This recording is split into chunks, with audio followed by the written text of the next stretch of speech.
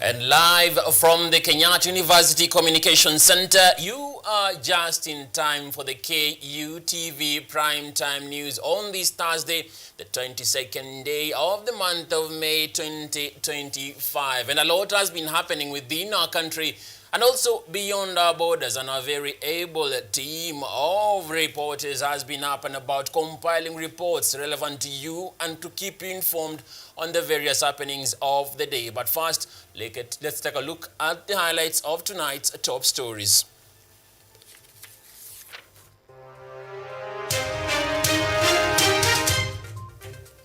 Kenyan activist Boniface Mwangi released from Tanzania custody hours after Nairobi's diplomatic protest of his unexplained detention.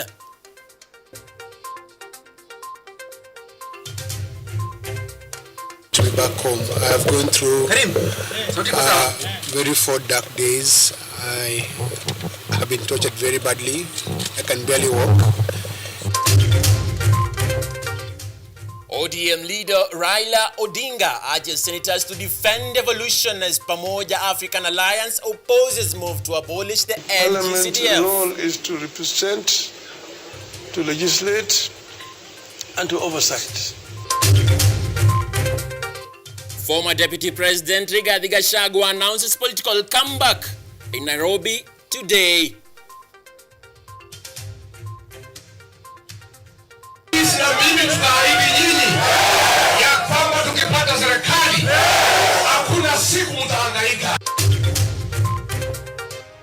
Political tensions rise in Ukambani as Deputy Governor Francis Mwangangi criticizes leaders who met President Ruto, accusing them of putting personal interest in front of the community.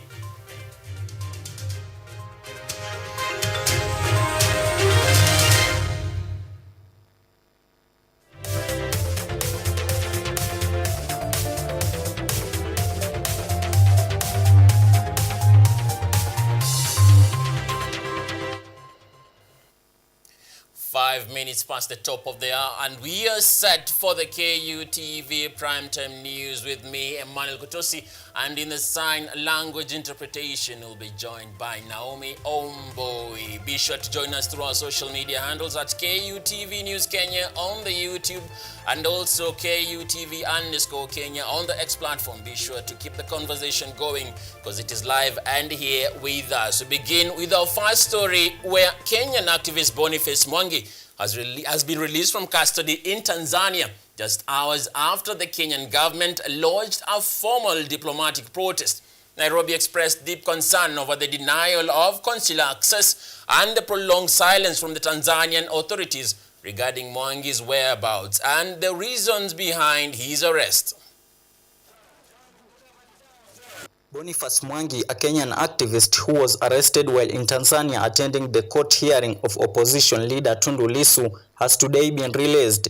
Mwangi is alleged to have been deported from Tanzania by road and abandoned in Ukunda, Kwale County, where he was rushed to hospital for medical review. I'm just happy to be back home. I have gone through very 4 dark days. I have been tortured very badly.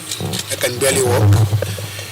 But I'm very concerned about Agatha because we were tortured together and they did very horrible things to us. So I hope that Agatha is safe. We really appreciate all the support, all the concern from everywhere. And I know this is going to be heard by so many people. So we really appreciate all the solidarity and everything that you've done for us. This comes hours after the Ministry of Foreign and Diaspora Affairs, through a diplomatic note, expressed serious concern over his detention. The note addressed to Tanzanian authorities called for granting of immediate diplomatic access and information on Mwangi. The detention of Boniface Mwangi by Tanzanian authorities violated the Vienna Convention on Diplomatic Relations, which mandates diplomatic access for foreign nationals and prohibits unlawful detentions. This breach has strained Kenya-Tanzania relations, potentially undermining diplomatic trust and regional cooperation within the East African community. All efforts by the Kenyan government to have the Kenyan consulate in Tanzania to reach Boniface were not honored. While Boniface Mwangi's release brings relief to many, Questions surrounding his arrest remain unanswered as Mudavadi notes details of his arrest will emerge later. We have been engaging through diplomatic channels, and we've engaged with the Tanzanian authorities, including very early today. The information I have is that he has been released. So we believe that in good time there'll be communication, including from himself. Mwangi was arrested on Monday, May 19th under undisclosed circumstances, and his exact whereabouts had since remained unknown. His deportation comes days after several other Kenyan activists who had also traveled to support Tundu Lissu's hearing were detained and subsequently deported, while Tundu Lissu's trial on charges of treason and spreading false information remains ongoing. Rajab Juma, KUTV. Elsewhere, appearing before the National Senate, ODM leader Raila Odinga called on senators to uphold their constitutional mandate and defend devolution. His remarks came amid growing opposition from the Pamoja African Alliance Party, which is pushing back against proposals to abolish the National Government Constituency Development Fund, that is the NGCDF. Government Constitution Development Fund, NGCDF, has intensified, with the Power Party and several members of the parliament strongly opposing each proposed abolition. While addressing the Senate on matters of revenue sharing and the future of the devolution, ODM leader Raila Odinga stressed the importance of protecting Kenya's developed system of government. He called on senators to play their oversight and legislative role effectively, warning that any failure will risk weakening county government. Raila also encouraged both the National Assembly and the Senate to work together to ensure there are no challenges in resource distribution. And it works very well. So we'd like to see our Senate work just like the Senate of the United States of America is working. And give it proper powers and responsibilities. The same thing. So the National Assembly has also its sphere. And we say the National Assembly should do its work. And together, both National Assembly and the Senate from the Parliament. And the Parliament role is to represent, to legislate, and to oversight. Meanwhile, in Gaza, Kilifi County, Gaza MP and Power Secretary General Kenneth Kazungu Tungule criticized Raila for what he termed as mixed signal. Regarding the devolution, Kazungu made the remark during disbursement of NGCDF check worth 10 million set to benefit over 1,000 learners. Sema kwamba pengine si makosa yake kwa sababu yeye pengine zile kule kwa counties kuna vile anafaidika kibinafsi yeye kama Raila. Pengine ana benefit kwa counties, lakini mwananchi wa kawaida sidhani kama atakubali kuwa CDF iweze kuondolewa. Kazungu urged that scrapping NGCDF contradicts the very principles of equitable development and decentralization that Raila has championed over the years. Jana nimemsikia baba akiongea jana akisema kwamba ni lazima kwanza kufanya referendum kama itabidi hiyo CDF ikuwe katika katiba. Kwa hivyo kama ni referendum si itakuja mashinani huku.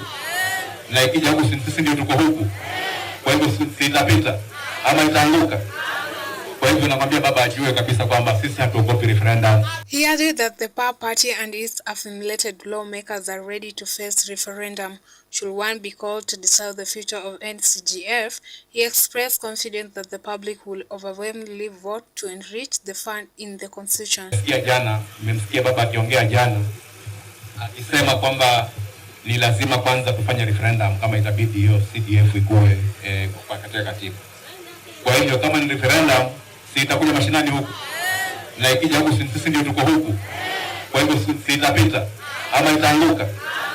Kwa hivyo nakwambia baba ajue kabisa kwamba sisi hatuogopi referendum. The Power Party aims for transparent accountability and fair allocation of NGCDF for the benefits of Kenyans. Raila Odinga. Rael Makona, KUTV. Thank you, Rael Makona, for that report. Now, former Deputy President Rigathi Gachagua has declared his political comeback just days after a closed-door meeting with opposition leaders Kalonzo Musyoka and Martha Karua. Speaking at a political rally in Nairobi today, Gachagua signaled his intent to return to active politics despite the setbacks he has faced over the past year. Fiery statements took center stage at government delegation in Kisii, led by Deputy President Kithure Kindiki. Kindiki emphasized that citizens should not fight over politics or tribal lines. He recommended Kenyans of the damage caused by post-election violence in the past and urged unity as a foundation for progress. Nchi ya Kenya ilipata matatizo makubwa siku ile kulikuwa na machafuko ya kisiasa. Na tumesema never again. Hatutakubali nchi yetu tena ndugu ainue silaha kupiga ndugu mwingine Mkenya mwenzake. South Mugirango Member of Parliament Sylvanus Osoro condemned Gachagua's remarks about the 2007 post-election violence, assuring Kenyans that the 2027 elections will be peaceful. Additionally, he dismissed Gachagua's claim that his constituents oppose the government, saying they'll fully support the administration.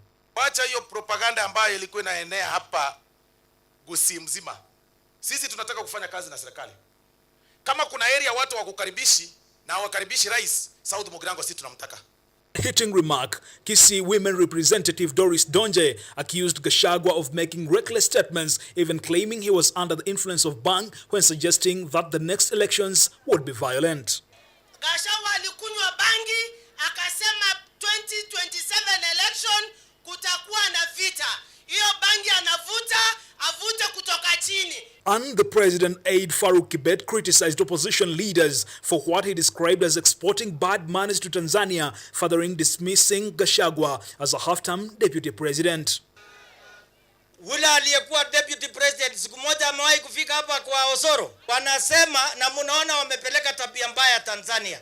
Sisi tunataka kuheshimu majirani nchi zetu za nje. Nyinyi wa Kenya hapa kutoka South Mugirango, hao watu ambaye wako na bad manners wafungwe wasifungwe? Wamehamia Tanzania kwa sababu wameokopa kushindana na Mheshimiwa William Ruto.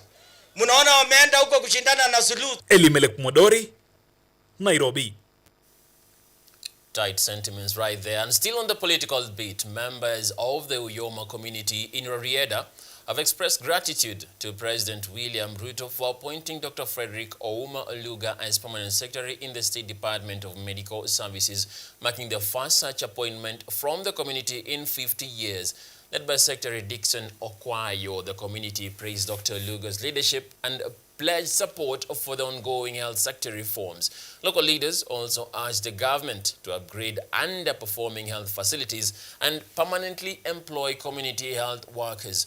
A homecoming celebration for Dr. Oluga is in the works, with invitations extended to both President William Ruto and the Right Honorable former Prime Minister Raila Odinga.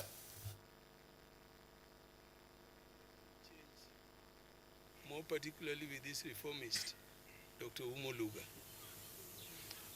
We have every hope that the Nyamrerwa team that are here will never be the same again. Okupamna.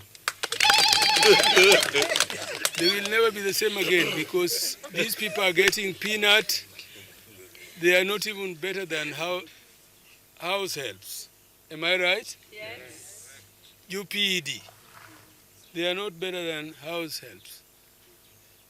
And we would wish that with time, the Nyamrerwa should also be considered for permanent employment like any other employee of the government. Am I right?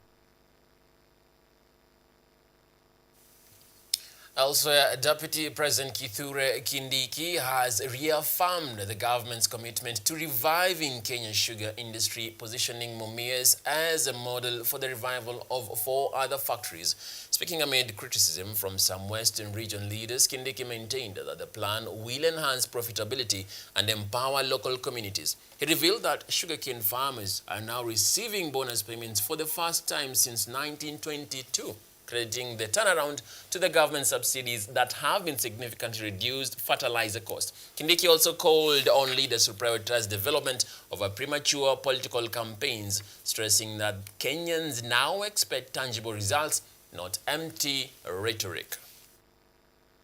we have paid sugarcane farmers bonus. Sasa tunafufua factories zingine 4, ikiwemo ya Nzoia, ikiwemo Chemelil, Muhoroni, Soni. Same formula ya Mumias ndio tunatumia. That is our agenda as Kenya Kwanza, and we mean business. Watu wengi hawaelewi, but we mean business and we will do it. And we are very focused. Hatutaki siasa ya mapema, hatutaki siasa ya kuchochea wananchi. Kila kiongozi ashindane mashindano ya kuleta maendeleo. All right, and with that report on reforms within the sugar sector, that is the word. We take a short break as I take a glass of water and at least lubricate my throat. In a minute.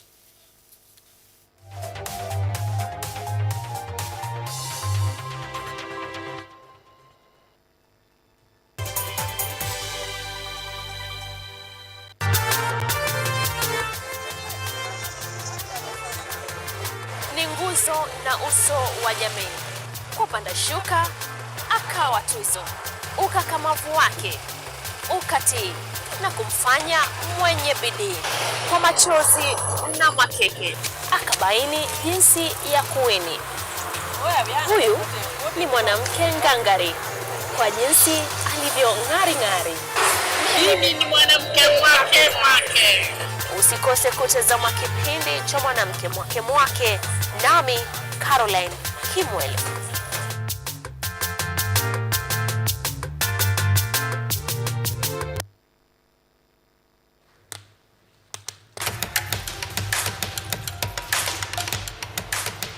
Access to knowledge.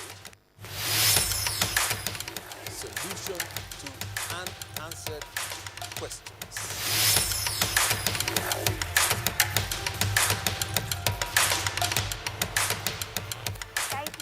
Pursuing your rights and repossessing your property, intellectual or material.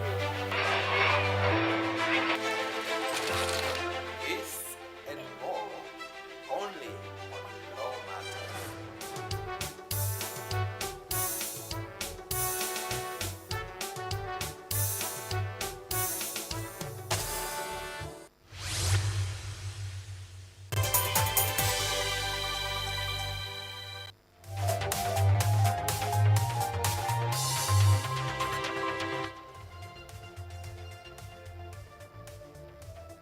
Welcome back to the Thursday edition of the KUTV Primetime News. And just a reminder, you can continue the conversation with us on our various social media handles at KUTV Kenya on Facebook, KUTV_Kenya on the X platform, and you can reach me at _Emmanuel Kutosi. Let's get on with it. Just a day after President William Samoei Arap Ruto held a meeting with select leaders from the Ukambani region at State House, Nairobi, political temperatures in the region are on the rise. Machakos Deputy Governor Francis Mwangangi has launched a scathing attack on those who attended the meeting, accusing them of pursuing personal interest at the expense of the Ukambani community. Mwangangi also called on the national government to increase county allocations to fast-track grassroots development. Tumejua ni political brokers. Wanafanyanga hivyo. Ngojea ahead of 2027, you will see so many political brokers going there na hakuna kitu watafanya. It's a waste of time. Kenya Kwanza walitembea kila pale wakapewa maoni na wananchi. Sasa wako ofisi, si wa implement what they were given. We don't need people to go and kneel down and your maendeleo ipatikane. Now, a proposed titanium mining project in the Kibokoni area of Sabaki Ward, Magarani Sub-County in Kilifi County has sparked sharp divisions among residents. While local sand miners support the investment, others are really on the threatening move of legal action over unresolved land ownership and compensation concerns.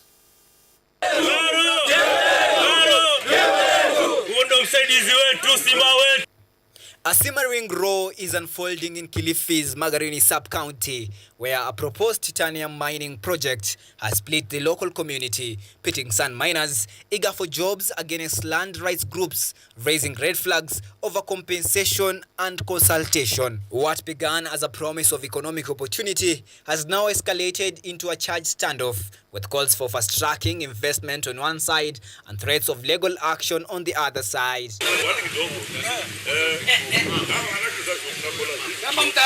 The miners, led by Safarika Denge and Salim Gumbao, hit out a group of residents who were purportedly against the project, saying that those opposing the project were outsiders, depriving residents of investment opportunity.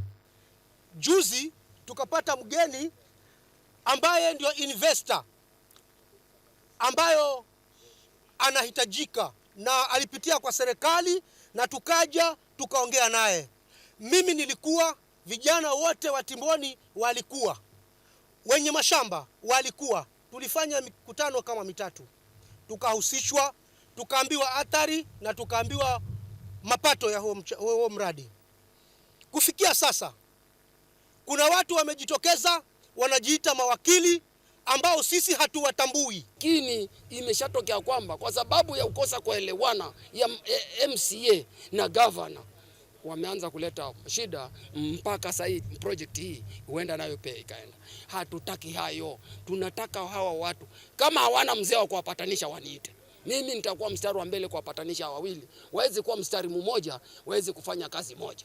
The miners now want Governor Gideon Mungaro to bring investors and launch the project as soon as possible, while cautioning the area MCA Rose Baraka against opposing the idea due to her alleged differences with the governor. Tunachotaka ni kwamba ni kiwango gani ambacho tunaenda kupewa sisi kama wakazi pamoja na vijana wetu ambao wamehustle hata kupata ile titanium ambayo iko pale katika timbo yetu. Ninawaambia wale ambao ni investors, msiogope, tunawakaribisha 100% katika maeneo haya ili mradi huu usifeli. Tunataka yale yaliyofeli ule mwingine, huu tunataka uendelee. On the other hand, some residents led by MADCA Secretary General Joseph Marandu, Sabaki Baharini Squatters Chair Kizao Hosea, and Tyranny Association of Meji Kenda Chair Peter Ponda have opposed the project. They warn they will go to court if mining begins without proper public participation. The group fears that over 300 residents could be affected without compensation and have raised concerns about possible land grabbing if title deeds are not issued before the project starts.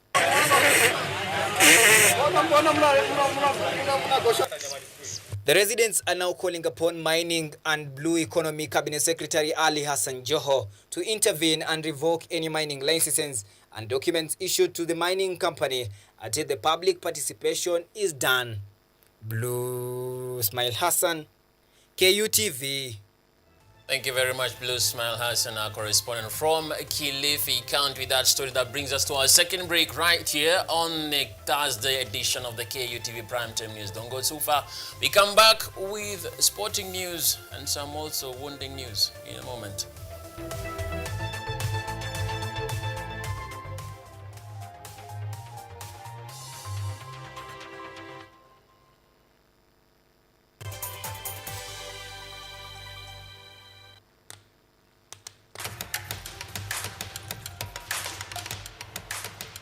Access to knowledge,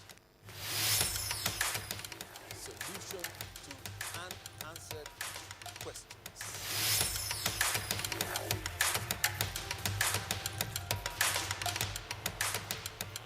Guidelines to pursuing your rights and repossessing your property, intellectual or material. This and more, only on Law Matters.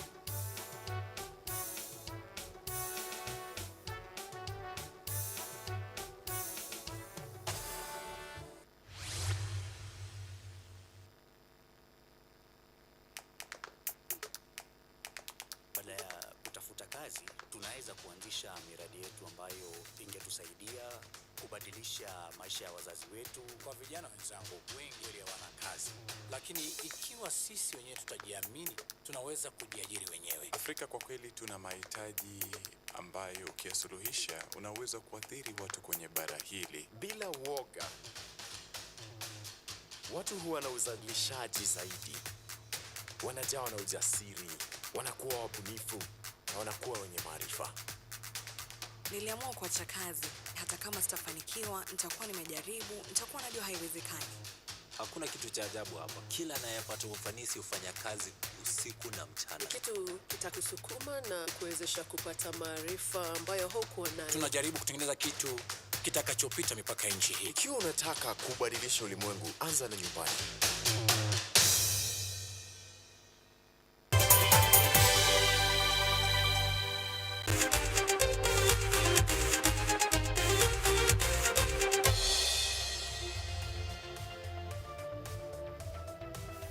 And we are safely into the sporting arena where Nairobi City Thunder are set to return to the BK Arena in Kigali, Rwanda, as they gear up to face Al Ahly Tripoli of Libya in an ongoing Africa Basketball League. The Thunder will then take on MBB of South Africa for a second time on May the 24th, before wrapping up their group stage campaign against host APR Rwanda on Sunday the 25th. After losing their opening 3 matches 92-63 to AP Rwanda and 115-87 to Al Ahly Tripoli and a narrow 75-74 defeat to MBB, the Thunders must win all remaining games to keep their playoff hopes alive.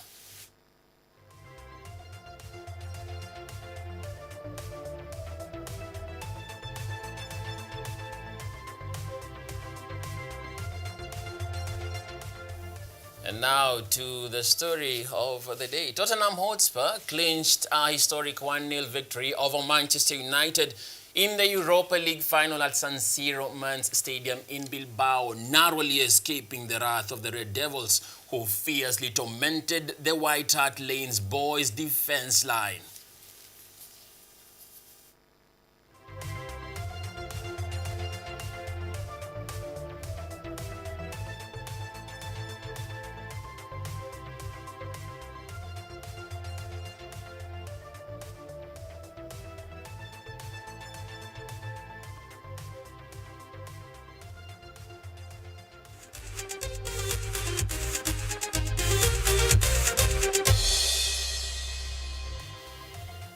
Well, as they all say, sometimes the best team lost right there, and we wait for another campaign. To the whole group that was involved in the production of tonight's broadcast, it's a good bravo to them. The whole crew, the whole news team led by my own producer Yvonne Kemuma, and the whole news crew that was involved in the production of this broadcast. And it's not just the news team and me.